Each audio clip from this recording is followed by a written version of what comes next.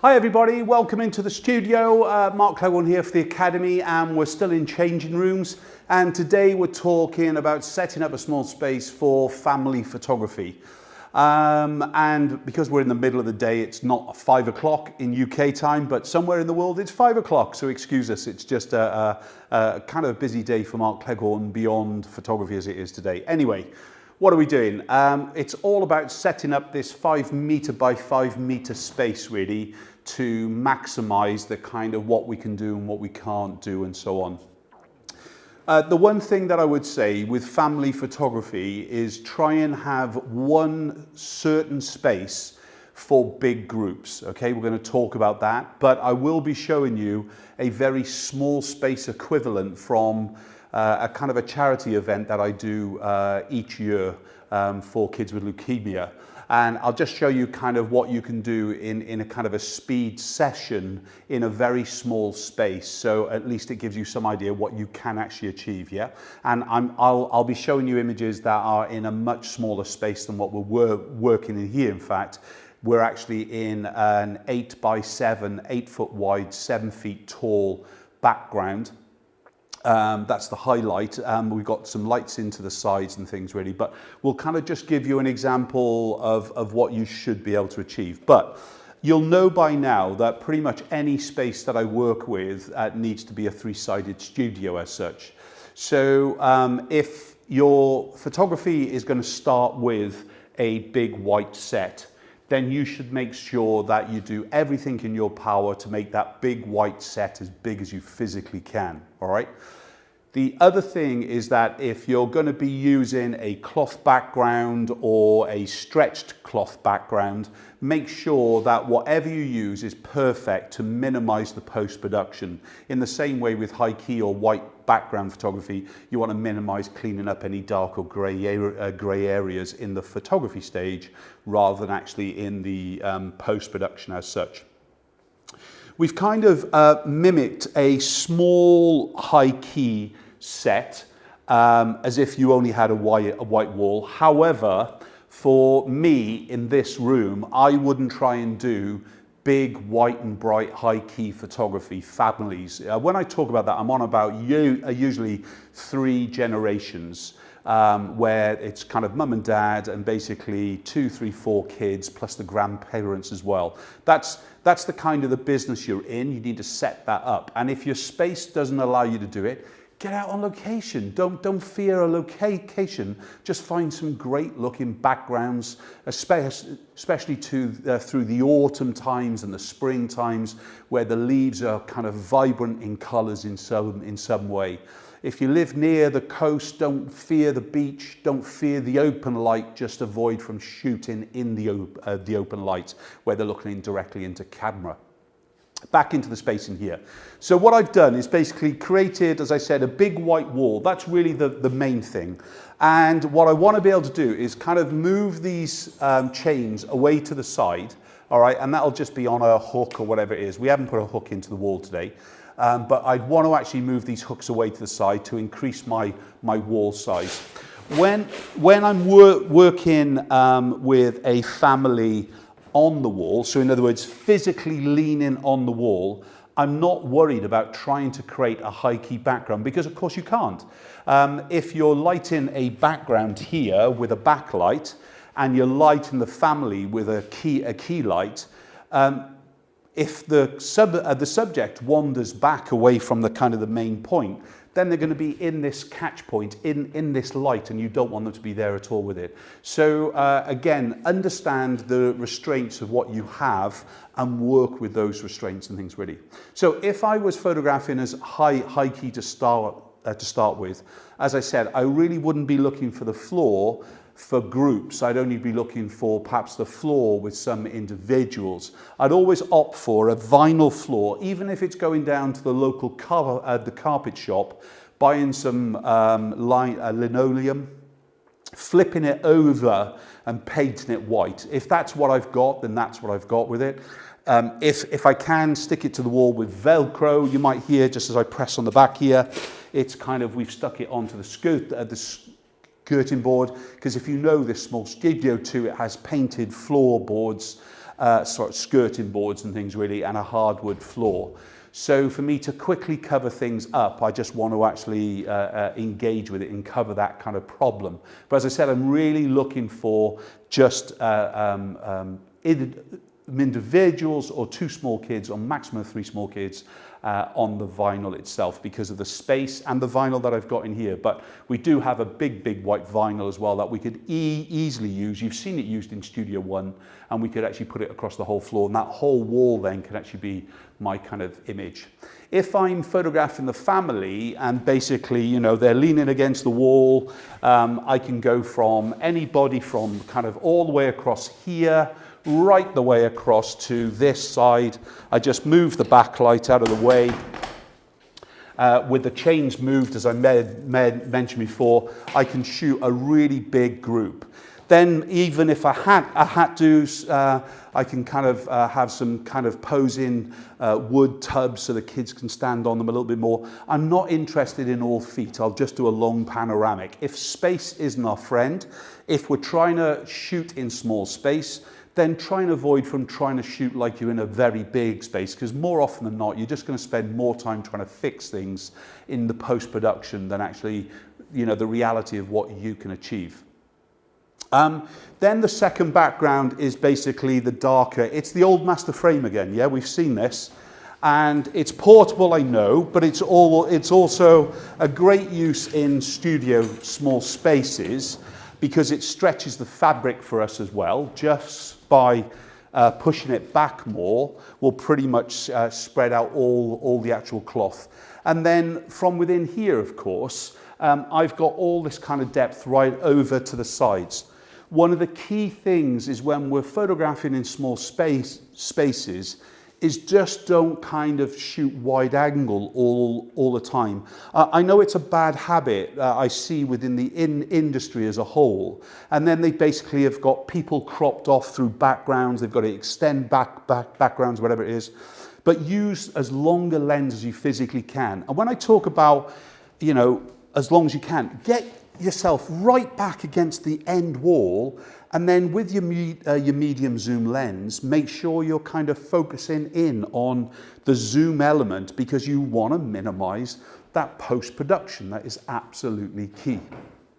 So with this background though, whereas I'm lighting the wall if I'm shooting high key, and some of that wall will actually spill onto the floor. You saw this lighting position, yeah? So this basically would allow itself to just spill. I know you can't see it, but there is a little X mark on the vinyl floor. That's the perfect spot where we want people to sit and stand.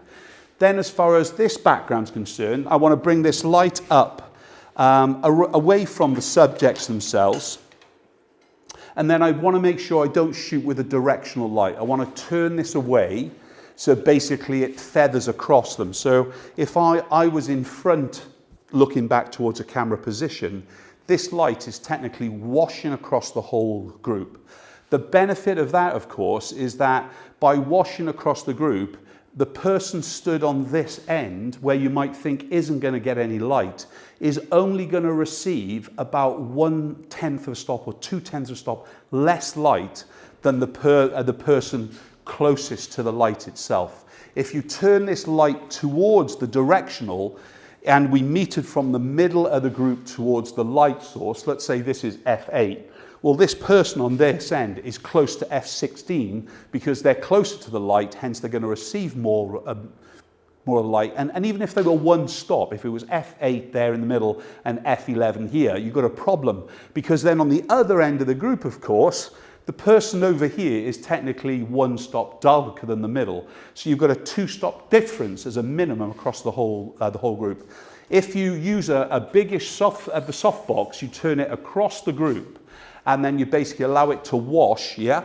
Then basically this side of the softbox here, yes, is going to do a lot of the work as far as where it lights the person from here to here, yes? Whereas the narrow part of this light is going to still light them with this person.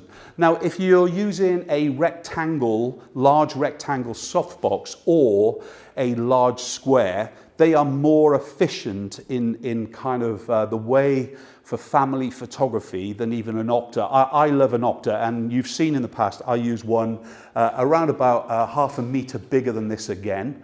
And obviously in your space, I would still encourage you to go for as big a softbox as you could physically use, or a big umbrella that has a diffusion screen on the end. So in other words, you can't see inside of the umbrella itself, so we will have that diffused light. And even an umbrella, unless it's a deep one, yes, like a parabolic one, you'll still be able to get that spread of the light coming throughout. So with the subjects lit here now, I've also got the third background ready, which is the old master. And then basically on this side, turns camera to me, switches camera position. I'm sure he's going to in a minute. I'll move that out of shot there, all right. But basically, this is our kind of third background in the simple set that we've got here. So in other words, I've got my white wall, I've got my dark, the old kind of classic, and I've obviously got my old master brown as well with it and things really. If you're working in these small spaces though, I would definitely encourage you to hang some form of kind of wire that you can clip other cloth backgrounds to. The kind of the 5 meter backgrounds, the cloth ones, they're around about 3 meters wide, or basically 3.5 meters wide as a rule, the big ones I'm on about, which means that you can physically turn it on its side, and if you've got some way and you're working in a very, very small space, you don't have to go for a background support like we are on here. You could end up going for a wire. I'm going to absolutely, he's going to kill me at this stage, but I'm just going to turn it around myself. This is where, and you can see at the top here, we've got exactly that. It's a wire coming from the one wall that tracks right across the other side. Now, even though we're using this for the likes of diffusing the light, because we do have another background here, of course, as well. But this is a great way to actually really make your small space a lot bigger as such, really. Okay, so, sorry, Brandon, just thought it was a good reason to show it. Yep, so when I'm photographing with this person here against the brown background, I definitely need some separation. So the light that was being used for, say, the wall is now basically going to turn itself around, so it doesn't have to move position. All I would really do is add a honeycomb. Notice I had the barn door on the light. Can you get close up on that a minute for me, Brand, please? So we had the barn door, this clip-on one. When it was facing against the wall, this part is protecting the subject in front of it, yeah? But when I'm going to use this as a separation light, I could either use one to protect the background, or really what I want it to do is actually have one to protect the subject or the camera spill. What we can also do in here, and I would recommend it, is that you basically put a honeycomb grid within the light itself, which will basically still allow that kind of spread of light and separation without any trouble. So again, these clip-on barn doors are really good investment. I've had them for absolutely forever in my career. I've got no idea if they're still made or whatever it is, but you could make this, of course, out of a piece of card and a clip for you to basically just actually clip it onto whatever it is and just actually protect either the subject or the camera itself. Okie doke. So when we're working though with the big family group, I need a slightly bigger separation light. And I would always encourage you to actually be using the likes of a gridded softbox if you've got the budget for it. And if you found yourself doing multi-generations a lot, yes, let me just move that stand for him. Reason I said that is because he's going. Move the stand, Mark. That's okay. We are live. Remember, get questions in if you want as well. But if you're doing lots and lots of big groups like you are here, then I would have, if you've got the budget, another separation light coming in from this side, so both sides of the group from behind have separation. One of the great things about an old master background, because they've got this lovely light part actually in the middle, and in fact last week on Photoshop School we were actually creating an old master background that we could actually go into it. Whereas this week we were doing replacement sky, if you haven't caught up on those yet. Anyway, from here, basically, we always have this light area in the middle and then it goes off to dark. So it's a classic kind of vignette kind of goes on with it. So in short, if I'm photographing families, kids, and that kind of thing, this is going to be my background one, because whatever is the biggest background, whatever is going to be your style, is going to be where you're going to start. If your style was a low-key old master, whatever is the biggest space, that's what you want to use, okay? So make sure you're maximizing it as such. The secondary one will be obviously either the old master, the grey, when clients have gone off to get changed. We've got a little kind of change room just off to the side. But basically they can go off and get changed there. When they come back out, they're then in their darker clothes, let's say, for that part of the shoot and things really. Can I just say though, that if the only thing you had was one wall, no budget, okay, at all, I'm okay with that, all right?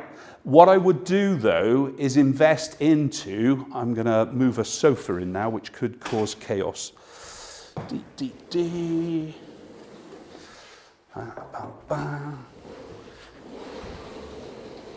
And just for now, I'm just going to fold this back, yeah?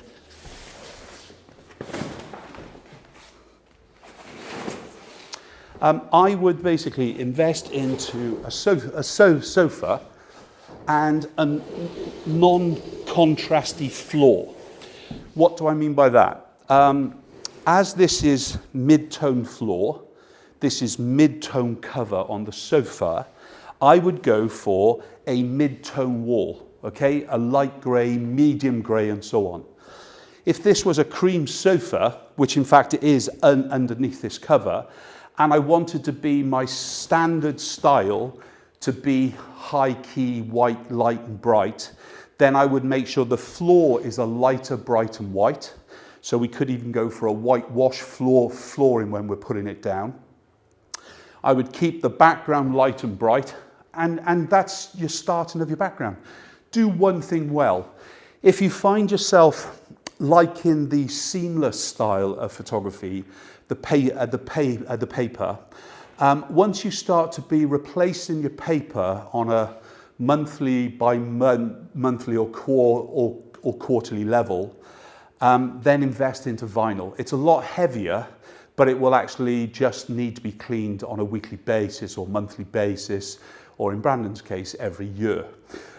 So he's just put his thumbs up. So again, it's just about kind of what can you do in the space that you've got. Yes, you know, we've done the same trick again. We have this extra stand, and we kind of actually had the brown background here. This is on the background support, and the reason that we've done it today, in fact, is, let me just pop that up on there. Okay, I'll just move this background light so it's safe, just against the wall. Switch it off for now. Yep, and the reason I've done it is so that we could have the likes of a television behind here, or in this case we've gone for prints in mounts, which is often called kind of in today's world a reveal wall. So obviously if when the client's coming back to actually view their images and so on, they could actually come in and basically see ready-made prints and so on. I'm still a fan though of basically viewing either on a projection, very large wall, or on a very large television. By doing that, I've got a bigger opportunity to actually sell bigger images. So as far as the studio space is concerned, we want somewhere to shoot, somewhere to change, even if it's behind a backdrop. We want somewhere that we can transform the space. So we talked about just moving this background here.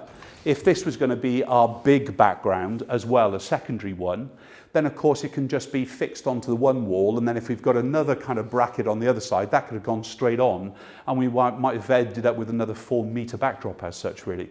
But in this case, it was hide in the images or the reveal wall behind for us to talk about our photography. But don't try and do all things. Try and do one thing exceptionally well, and then from there, start to build up your skills. So, as I was saying, if you like the seamless idea of the big white the paper and everything else with it, work towards that. But if your space does not suit it, then work wiser than anything else. Let's just kind of, remember we're live, okay? So let's just whip across onto the screen. What I've done here is basically I've selected just a few of the images that were taken at the charity event that I was on about to you and things, really, okay? So this is around about a 5-minute shoot per family. Now, you've seen other shoots that I've kind of done in the past and everything else with it, and you'll know that I pretty much allow around about an hour for my family shoot, and I'll allow around about half an hour reset or run over time and things. Obviously, kids are kids, you know, and adults are adults as well, by the way, and I usually have more trouble with adults than I do kids. But as far as the event kind of style of photography, in this case, it's a kind of a celebration event that happens most Januaries. It happened in the January for COVID as well, which I'm lucky that we could have do. Fingers crossed it'll be back in 23, I hope. But all these families are coming together for a celebration event. Some of the kids are seriously sick, or some of them are a little bit sick, but they're invited back for as long as they want to come with their families. And I've seen these kids not only kind of get from being very sick to being very well, but I also see them turn from kind of being young kids into tweens and teens. And it really does bring a massive, massive warmth to my heart when I actually see the families and everything else. And they remember you as well and things, really. Okay, you know, for me, this is, I don't charge or whatever it is and things, really, but that's my decision, not theirs. They still offer each year to pay for me to be there. But in that world, you know, there'll be a time in your life where you say, well, I don't need to charge for this kind of thing, but don't, you know, just do it because you feel you've got to do it. You've kind of got to be able to afford to do it as well. But what we've got here, in fact, in the background, I wonder if we can see the 8x7. You can't, in fact. It's just here, all right? But this is the Last Light highlight. This is the 8x7 background with the white vinyl train on the base, okay? And then you're seeing that on the right-hand side, there's one light inside the actual box. And on the left-hand side, if we saw that as well, there would be another light as well with it and things, really. But within this kind of group, what we need to do, that's the best one to show for a minute. You can see here. So within 8 feet, we've also condensed the 3 generations here into around about 6.5 feet to allow me some space on the sides. Now, because of the session in the way that I do it, for them, I basically kind of get that beautiful expressions and so on. And then because a lot of the time it's a theme day, they might be fancy dress or prince and princesses or whatever it be. From time to time I've been tempted to dress up with it, but I haven't done so yet. But as far as the variety is concerned, that's going to be key for them. And remember, in around about a 5-minute shoot, I've got to kind of maximize my variety. So if we kind of just go back to the kind of the first image and we look at that first family, by maintaining them on the whole background, there is absolutely no work to do here. Whereas you can see now on the left-hand side of the image, we've got the bottom left corner, top left corner, the same down the right-hand side, and that needs to be cropped in or trimmed in or repaired. But remember what I was saying to you about the kind of the one big light washing across it. That is literally what is going on here. Okay, there's one big light kind of washing across. And what you can see in the second catch light of the eye here, there's a big umbrella, a very big one. If it was a white wall, it would be bouncing off the white wall. But as this case, this is acting as my fill. It's a long way away and it's stopped 1.5 stops less than the actual key is. So if I'm photographing at f8, it would be running at f4.3 and so on with it, but this kind of gives you an idea. If I switch the background lights off, so I work from group 1 which we're on now. This is just the main light. You can see what it's doing. It lights the grandma as much as it does the actual girl on the left-hand side here. And there's not even now a fill, well, it shouldn't be a fill going off as well, but the fill really wouldn't be doing anything. It would just give detail in shadow, and that's it with it. Then we switch the lights back on, so I go from group 1 to group all, and then we've actually got our image. So then we get rid of the grandparents for a minute, have a little bit of a laugh, then actually go to the floor. I got to be honest, as a rule of thumb, I only go to the floor with kids rather than with parents. If you're working in a very low studio though, low, not wide, okay, but low, then I can understand why we kind of get them down onto the floor more. Otherwise, gravity takes hold. And as a fat guy, I know as soon as I sit down, or I sit down on the floor, or I bend down, or I kneel, gravity takes hold of my boobs and my stomach, and they compress and they look bigger. So in the same way, we don't want to do that with adults where possible, because we truncate the body, kind of makes them a little bit bigger. So kids, again, will work on them. But even though this bottom of the image needs to be corrected because I'm laying down, we're shooting into the group, and this is just that group 1 again before we switch the background lights on again and things really.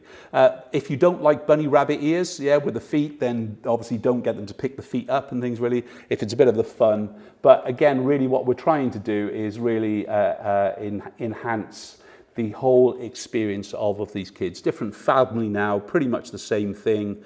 I would always encourage you to have some form of seating. You've seen these kind of boxes that we make here. I'm sat on one today instead of a chair. Brandon, turn the camera around. I'm sorry. Yeah, but these little kind of, it's just a white box that we make out of MDF wood. We get it cut on site in the DIY store, and then basically we just block screw them all together. But they're great ways to actually change the different shapes and heights of groups if you are working in a place. If you're working though on location like we are here, then basically we want to either use props that we know are in their vicinity, or we want to take some very lightweight props for us to use and things. One of the key things for me when I'm working in families, remember today is all about families and small spaces, is we're trying to make sure that they're all on a similar kind of plane together. The jigsaw fits, we thin mum, dad, we kind of thin the kids if we need to. We'll do that naturally anyway.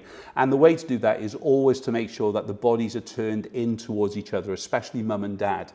And if mum was bigger than dad, I would tend to actually hide a bit of mum behind dad's back shoulder as such. And if they're similar size, I would still use that same technique where I basically turn the mum towards dad and kind of link her arms into his. It's just a kind of us blokes were used to being a little bit more podgy, a little bit more madly perhaps, whereas most women that I photographed in my career always want to look that little bit more slender than they are in real life. Please don't knock me for this. I'm just giving you experience over 35 years. And basically then if the guy is much fuller than mum, then I will actually use mum to actually disguise a little bit of dad's size and things really. And of course, it doesn't matter. What we've also got is kids that can be used to hide things like bottoms and hips and size and so on with it if I need to be use them in that way. So in a small space, look, this is just 2 little footstools that they're sat on, and basically it looks great. So if all you had was the white wall, in this case, that's the kind of look and feel that you would get, and just actually allow a little bit more brightness behind them. If you then have just a white wall and they're around about 2 to 3 feet away from it, you could actually allow some of the light from each side to bounce onto the wall to give you that 2-stop difference. So that kind of gives you a great idea, and I've got to give a shout out to Latch, in fact, and there's another charity I work with Dreams and Wishes, so again, a big shout out to them.